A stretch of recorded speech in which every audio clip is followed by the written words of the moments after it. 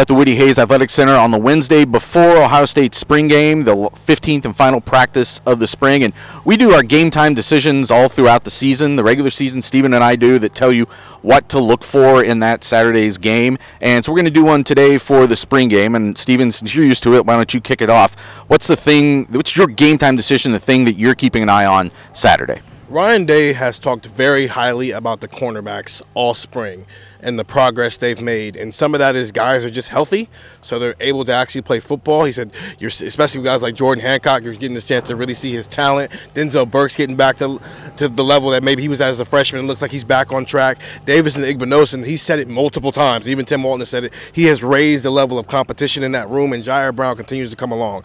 I don't know how much we're going to see Denzel Burke because he is a veteran, so I don't know how much he'll play, but I think we're going to see a lot of Jordan Hancock, and I think we're going to see a lot of Davis and Igbinosun, and I think it's going to be the first time people get to see Davis and Igbinosun against these wide receivers for how much Marvin plays, I guess, because the other ones aren't playing. But the stuff we've been seeing in the practices that we've gotten to watch, the stuff Ryan Day has talked about, the stuff Tim Walton has talked about, how often do we see that on Saturday? Getting hands on balls. Can somebody get a pick? And maybe you can even extend this into the safeties as well with guys like Cam Martinez. But fans need to know that the cornerbacks are getting back to the level they need to be at, and this is an opportunity to see that with those four guys, especially the other three, Davis and Igbinosun, Jordan Hancock, and Jair Brown. Yeah, Jair Brown's another guy. You're going to see him in a couple spots. You're going to see him at corner. You're going to probably see him at nickel safety, too. He's a guy who I think has had a good spring. As much as Ryan Day has gone out of his way to talk and say good things about the cornerbacks, he has been hardly saying anything good about the offensive line. And that question keeps coming up because we knew coming into the spring there were two massive needs on the offensive line at both tackle, especially right tackle, or wherever they aren't putting Josh Fryer, and at center. They were going to be finding starters at 3 new spots. And I have an eye this Saturday on who from that group looks the best, because they have to start finding competent guys. They know they got Donovan Jackson and Matt Jones at guard. Like, those two spots are locked up right now.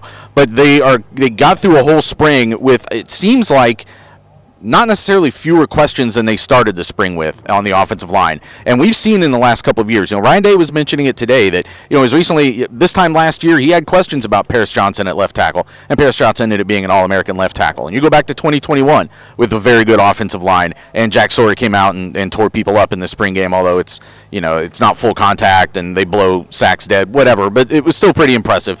And that sometimes maybe the defensive line is just ahead of the offensive line at this point.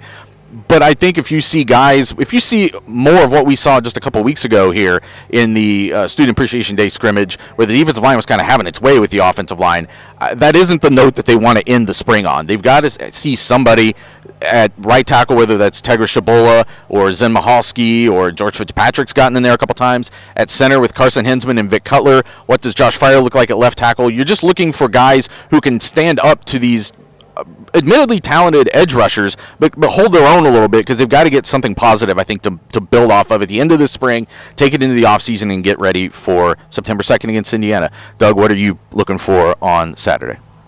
So they're going to go 1s versus 1s, 2 versus 2s for the game on Saturday. They're not like drafting two teams, and one of the reasons, Ryan Day kind of has always done it that way, but one of the reasons they said is there are just some positions where they don't have as much depth and they don't want to handicap themselves for no reason. So they only have 5 defensive ends right now, so I guess that's JT Tuimoloau, Jack Sawyer, Amari Abor, Caden Curry, Kenyatta Jackson. Yep. 5 for 5. I still know. Because Mitchell Melton's hurt. And Javonte Jean-Baptiste is at Notre Dame. Yep. So I think you want to watch those defensive ends, because I think you want to see the matchups right against the tackles, because like Ryan Day was saying, it's not really, you don't want to scheme it up so much that a tackle misses a block because he's confused. You want to find out, can Tegra Shabola block Kenyatta Jackson? You want to see those matchups. And I want to see Kenyatta Jackson. So Ryan Day just sort of slid in on Wednesday that Kenyatta Jackson's had a good spring, and I'm workshopping. He's number 97, so I'm workshopping the bonus Bosa, the lost Bosa, the third Bosa. So there's been 97s since Joey and Nick. I think Noah Potter was 97. But I think the 97 might be in the backfield on Saturday, and I think maybe the 97 is going to be in the backfield in the fall. So I'm watching the blank Bosa, because I like what Kenyatta Jackson looks like on a football field. Quick thing, he also is from Florida. It's all lining up.